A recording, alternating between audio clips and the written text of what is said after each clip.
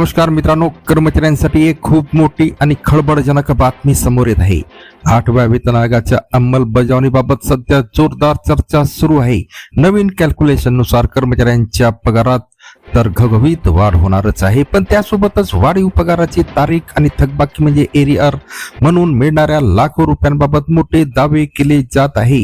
हा आकडा नेमका किती असणार आहे, चला सविस्तर जाणून घेऊया या व्हिडिओच्या माध्यमातून।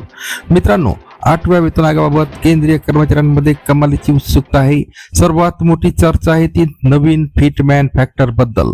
सूत्रांच्या माहितीनुसार जर 8व्या वेतन आयोगामध्ये फिटमॅन फॅक्टर वाढवून मिळाला तर कर्मचाऱ्यांचे मूळ वेतन थेट 25 ते 30% वाढू शकते। यामुळे कर्मचाऱ्यांच्या हातात येणारा महिन्याभराचा पगार मोठ्या प्रमाणात वाढलेला दिसेल।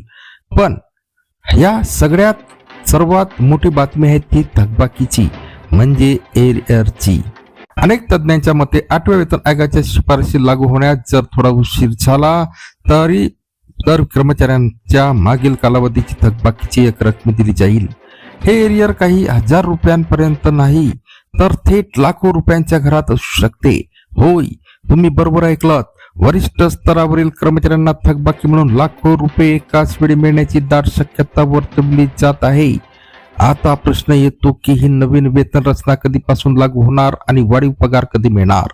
जरी सरकारकडून अजून कोणतीही अधिकृत तारीख जारी झाली नसली तरी मीडिया रिपोर्टनुसार आगामी काळात 8व्या वेतन आयोगाच्या अंमलबजावणीची तारीख फिक्स केली जाऊ शकते आणि सरकार लवकरच याबाबत मोठी घोषणा करण्याची शक्यता आहे। तर मित्रांनो, 8व्या वेतन आयोगाच्या या नव्या कॅल्क्युलेशनवर तुमचे मत काय आहे?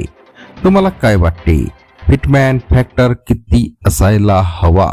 सरकारी कर्मचाऱ्यांशी संबंधित अशाच ताज्या आणि खात्रीशीर अपडेटसाठी आमच्या व्हिडिओला लाईक करा, शेअर करा आणि चॅनलला सबस्क्राईब करायला विसरू नका। धन्यवाद।